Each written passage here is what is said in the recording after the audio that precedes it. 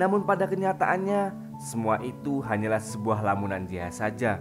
Sebab ternyata JH yang memiliki trauma PTSD yaitu tidak bisa membunuh seseorang. Pada kenyataannya JH langsung lemas dan tak berdaya ketika berniat menghabisi Pak Hwanso di dalam lift. Setelah itu JH langsung menanyakan kepada bawahan Siljang, siapakah Pak Hwanso? Bawahan Siljang menjawab jika Pak Hwanso merupakan orang penting dan calon kandidat terkuat dalam pemilihan presiden. Membuat JH sedikit terkejut sebab ternyata orang yang telah membuat hidupnya hancur merupakan orang yang sangat penting di Korea.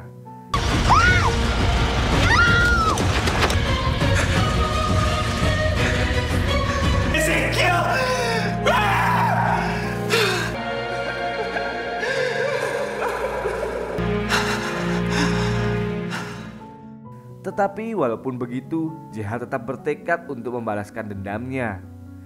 Kemudian setelah itu, terlihat JH sudah berada di tempat cukur langganan Pak Hwanso, di mana dirinya berencana membunuh Pak Hwanso dengan menaruh sebuah alat peledak di dalam jas Pak Hwanso dan akan terpicu apabila Pak Hwanso melewati pintu putar.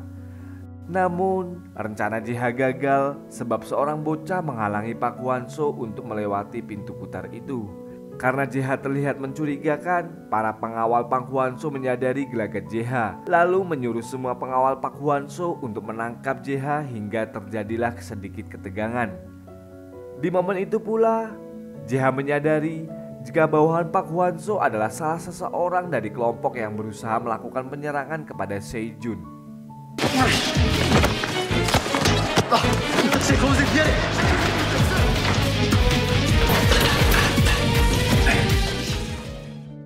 Karena kalah jumlah, JH pun memutuskan untuk kabur dari sana, yang ternyata Siljang yang bersama Eugene sudah menjemputnya. Di dalam mobil, Eugene membujuknya untuk bekerja kepadanya. Terlebih lagi, sekarang Pak Hwanso bersama bawahannya sudah menyadari jika JH berniat mencelakai Pak Hwanso. Merasa tak punya pilihan lain, JH pun pada akhirnya menerima tawaran Eugene untuk bergabung dengan JSS.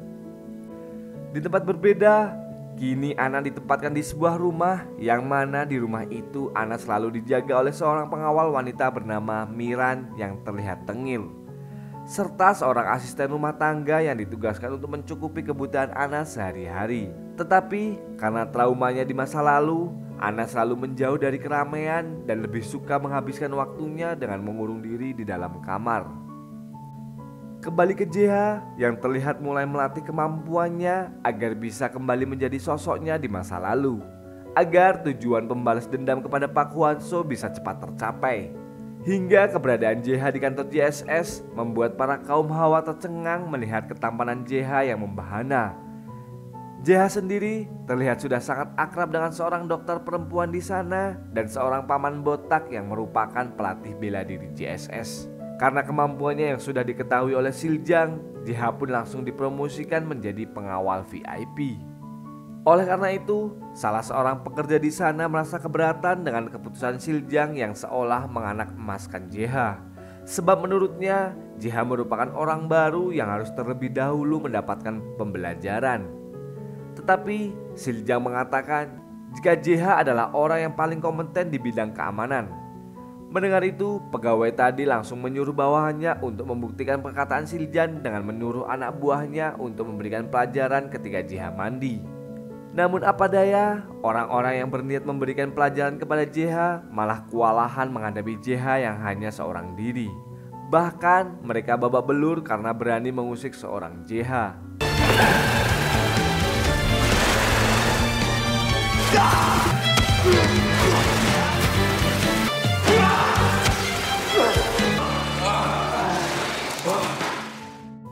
Hingga karena itu, pegawai tadi pun mengakui kemampuan JH dan menugaskannya untuk menjadi klien VVIP. Yang ternyata JH ditugaskan untuk melindungi Ana, wanita yang pernah ia temui di Spanyol tanpa sengaja. Dan hal itu pun diketahui oleh Ana karena mendengar pembicaraan Miran ketika berbicara dengan dokter di perusahaan JSS. Saat JH akan berangkat ke rumah tempat tinggal Ana, JH pun menanyakan kepada Siljang, siapakah Ana ini? Siljang pun mengatakan jika Anna adalah putri dari Sejun yang keberadaannya harus dirahasiakan dari siapapun sampai pemilihan presiden selesai, terlebih lagi dari Pak Hwang-soo. Sebab jika Pak Hwang-soo mengetahui keberadaan Anna, maka Anna akan menjadi incaran Pak Hwang-soo. Sesampainya di rumah Anna, Siljang begitu terkejut melihat penampilan Miran yang terlihat sangat menor tak seperti biasanya. Ternyata Miran melakukan itu sebab mengetahui jika si tampan JH akan bertugas bersamanya untuk melindungi Anna. Begitu pula dengan Anna. Diam-diam dirinya melihat sosok JH yang pernah ia temui saat di Spanyol. JH sendiri langsung menanyakan kebiasaan apa yang selalu Anna lakukan. Miran pun menjelaskan semua kebiasaan yang dilakukan Anna, di mana Anna tak pernah keluar kamar saat siang hari karena mengalami trauma oleh sinar terang serta cahaya yang berkedip, dan seolah tak mau bertemu dengan orang lain. JH kemudian berkenalan dengan seorang pengawal laki-laki di sana. Namun karena pengawal ini pernah menjadi orang yang dihajar, dirinya mau tak mau malah menjadi kucing JH yang selalu disuruh-suruh untuk mengambilkan kopi, udut dan sebagainya. Hingga ketika malam, JH kemudian melihat Anna di CCTV yang berjalan dari kamarnya dengan mengendap-endap. Membuat JH penasaran, sebab hal itu adalah pertama kalinya JH melihat Anna beranjak dari kamarnya. Hingga ketika JH menzoom wajah Anna yang tidak judes tapi menyegarkan mata. Lama-kelamaan JH pun semakin penasaran dan ingin mengetahui keinginan Anna di malam itu yang terlihat mencari sesuatu. Yang ternyata Anna ingin mencoba memakan ramen. Hingga ketika Anna menemukan sebungkus ramen yang ia cari, senyum bahagia pun terpancar dari wajahnya yang mempesona. Membuat JH yang melihat itu tak bisa mengedipkan matanya melihat Anna.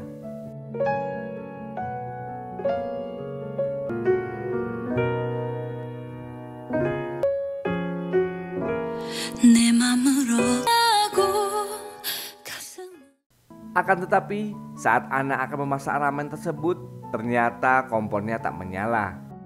Membuat JH yang melihat itu berbicara sendiri seolah dirinya berada di hadapan Anna. Hingga ketika tak jadi memasak ramen tersebut, perasaan gelisah pun dirasakan JH. Dan tanpa ia sadari, senyumannya yang sempat hilang karena kejadian buruk yang menimpa kekasihnya dulu, kini perlahan mulai kembali ketika melihat Anna. Setelah melihat Anna kembali ke kamarnya, JH pun memutuskan untuk menyantui dengan menghisap sebat udut di balkon ruangannya.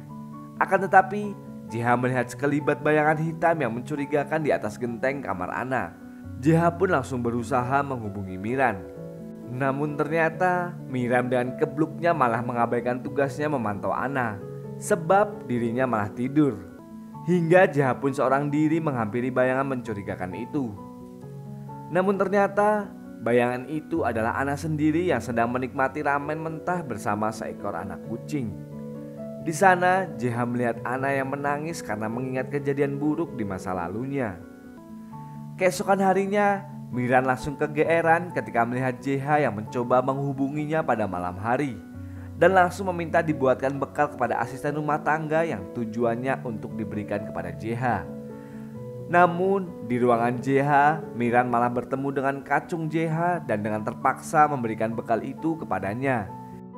Yang ternyata JH sedang memantau gerak-gerik Pak Hwang-soo untuk mengetahui setiap kegiatan yang dilakukan Pak Hwang-soo agar memudahkan rencananya membalaskan dendam. Setelah itu, Siljang memerintahkan JH untuk mengikutinya mengawasi Sejun dan Yujin. Sebab mereka akan datang ke kuil untuk memperingati kematian kerabat Yujin dan setelah itu melakukan pertemuan keluarga. Akan tetapi dalam pertemuan itu mereka hanya diperbolehkan membawa 2 pengawal saja. Dan hal itu sangatlah berbahaya dan beresiko. Sebab Yujin akan bertemu dengan para kerabat yang menginginkan Yujin meninggal. Untuk itu Siljang pun memerintahkan JH bersama anak buahnya yang lain untuk mengawal pertemuan itu. Sementara JH pun langsung memberikan sebuah alat kepada Yujin jika terjadi sesuatu yang buruk dalam pertemuan itu. Dan benar saja apa yang dikhawatirkan JH pun terjadi. Sebab dalam pertemuan itu para kerabat Yujin sudah merencanakan sesuatu untuk menjebak Yujin agar mau melepaskan perusahaan. Di mana bersamaan dengan pertemuan itu diadakan pula rapat pemegang saham di perusahaan Yujin. di mana rapat itu melengsarkan Eugene sebagai pemilik mayoritas yang terbesar serta memilih pemimpin baru yang akan menggantikan Eugene. Mendengar itu, Eugene berusaha menghubungi asistennya untuk membatalkan rapat pemegang saham itu. Tetapi hal itu pun sudah diantisipasi oleh para kerabatnya dengan mematikan semua jaringan, membuat Eugene tak bisa melakukan apapun. Terlebih lagi, alat yang diberikan JH malah terjatuh. Akan tetapi, seolah menyadari jika Eugene dalam masalah, JH segera menyusul Eugene ke tempat pertemuannya. Hingga dengan sangat kompeten, JH mampu melumpuhkan penjaga di sana lalu secepatnya membawa Eugene keluar. Membuat Eugene merasa takjub dengan apa yang telah JH lakukan yang bisa bertindak tanpa menunggu perintahnya. Dan hal itu tidak pernah Eugene alami sebelumnya, yaitu memiliki pengawal yang bisa diandalkan seperti JH. Hingga berita itu pun tersebar ke seluruh penjuru perusahaan JSS, membuat sang dokter langsung memberitahukan hal itu kepada Miran, membuat Miran semakin kesemsem kepada JH. Saat kembali ke tempat Anna, JH tak lupa menyiapkan panci beserta air untuk memudahkan Anna memasak ramen, membuat Anna yang melihat itu langsung kegirangan. Sebab impiannya memakan ramen akan terwujud. Begitu pula dengan JH yang terlihat sangat bunga atau senang melihat Anna tersenyum dan menarik ketika memasak ramen. Hingga Anna menyadari jika semua itu dilakukan dengan sengaja oleh JH. Ia pun kemudian menutup kamera CCTV agar JH tak bisa melihatnya, membuat JH sedikit galau. Untung saja tak kehabisan ide, JH pun menggunakan kamera yang lain untuk melihat Anna yang sedang bergembira menikmati ramen buatannya. Dari sinilah benih cinta di antara mereka akan dimulai. Sebab JH maupun Anna mulai saling memperhatikan satu sama lain.